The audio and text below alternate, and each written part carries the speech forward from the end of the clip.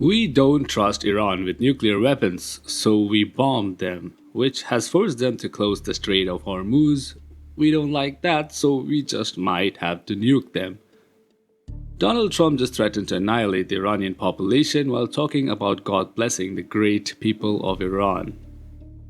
A whole civilization will die tonight, never to be brought back again. I don't want that to happen, but it probably will. However, now that we have complete and total regime change where different, smarter and less radicalized minds prevail, maybe something revolutionarily wonderful can happen. Who knows? We might find out tonight, one of the most important moments in the long and complex history of the world. 47 years of extortion, corruption and death will finally end. God bless the great people of Iran.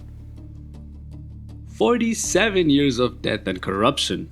Iran or the United States? They're not even trying to hear how this sounds anymore. And they went from saving them to nuking them real quick. The American government has stated a lot of reasons for this war. Since the start of this aggression, Iran has surprised many with its asymmetric warfare, and Trump has repeatedly approached for a ceasefire. This time, Trump claims the primary condition for ceasefire is to open the Strait of Hormuz. Here is what a US senator had to say about this entire ordeal.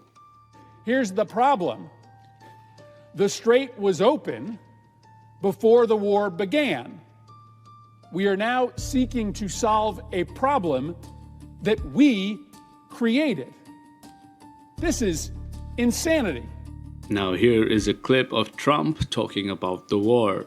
We support gays, but they throw gays off the buildings, okay? We support this. I mean, the things they do, it's an evil curse. They're evil people. Regime change was not our goal. We never said regime change, but regime change has occurred. But we also won regime change. We have a regime change like nobody thought was possible. All of these inconsistencies indicate that America does not have a real plan. Or they think American citizens are dumb and gullible. Mostly both. I don't know. What I do know is that they did not expect the war to last this long. They expected a short, decisive strike, something quick, controlled, and over before it could spiral. They expected to just double-tap a school, a girls' volleyball team, assassinate the Ayatollah, and get on their merry way. No prolonged conflict, no real retaliation, no consequences that couldn't be managed. Or so they thought. You can only poke a bear for so long. Iran has only retaliated by targeting American army infrastructure. Some would say Iran is liberating the Middle East from American hegemony, and some would call the Iranians heroic for that. And now the situation escalates.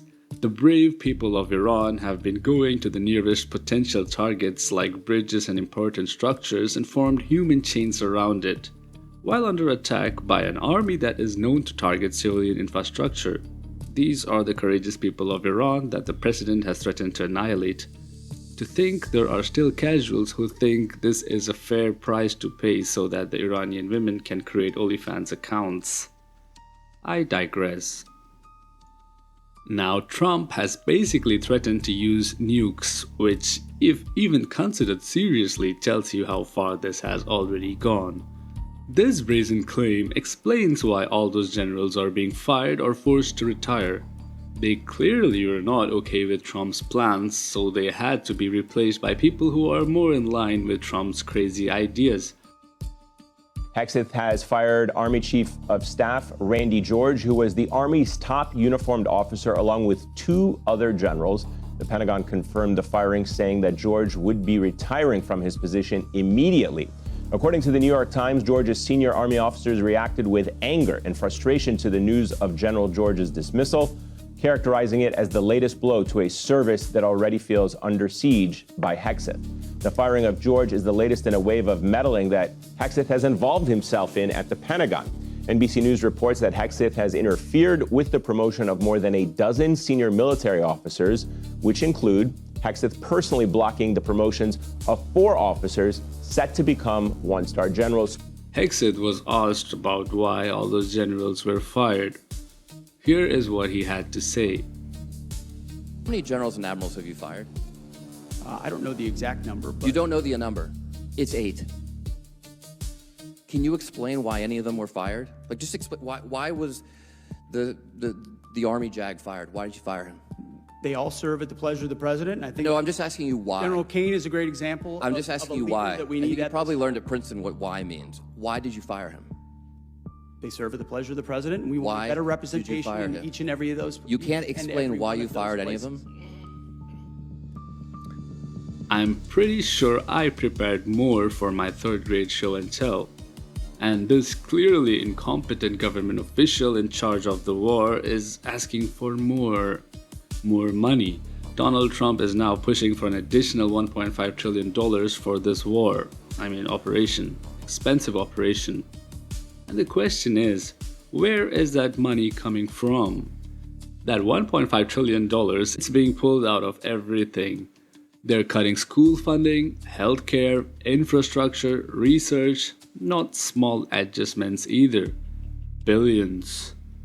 Marco Rubio says, imagine if Iran funded the well-being of its people instead of its military. 2 days later, Donald Trump says they can't fund daycare or Medicaid because they need more money for the military. Here are the clips side by side. Imagine in Iran that instead of spending their wealth, billions of dollars supporting terrorists or weapons, had spent that money helping the people of Iran, you'd have a much different country. We have to take care of one thing, military protection. The United States can't take care of daycare. That has to be up to a state. We can't take care of daycare. We're a big country. We have 50 states. We have all these other people. We're fighting wars. We can't take care of daycare. It's not possible for us to take care of daycare. Medicaid, Medicare, all these individual things. Do Americans even realize these are the people who are in charge, sending your troops halfway across the world on your dime, spending trillions on a war? Well, they did not draw the line at pedophilia, so this is clearly not taking it too far. So when they say this war is necessary, this is what it means. Less money for you, more money for them.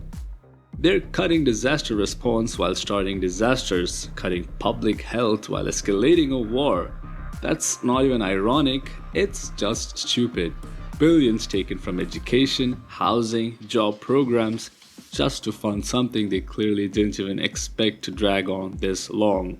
But sure, they found an extra $5 million for Melania Trump's Foster Youth Initiative. Will they ask weapons manufacturers to cut their margins to ease the burden on everyday people like you? No. Funny how the cuts never seem to reach the people actually getting rich off this war. And to justify the spending, the messaging has to keep up, because you can't keep asking for more unless people believe the stakes are getting higher. Here's a quote from the BBC, which has since been removed. Least obvious propaganda. It's okay to nuke them as this individual we spoke to yearns for it. You even had stories going around that a downed US pilot was hidden and sheltered by the Iranian people. Sort of this same thing in Iraq and Afghanistan as well. If you're going to be picked up by somebody who is going to turn you over to the Iranian forces that are going to use you and capture you, or is the population happy that you're there and want to help you? That we don't know.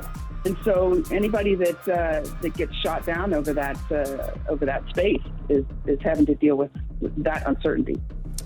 The idea being that Iranians living there see Americans as heroes and their own government and martyrs as the villains. Stories that are convenient, stories that are impossible to verify at that scale, but they spread anyway. And at the same time, other information starts getting harder to pin down. They're also hiding the number of American casualties in the war. The reported death count is only 15. They're obfuscating the numbers to push the winning narrative and to get more troops on the ground without public pushback.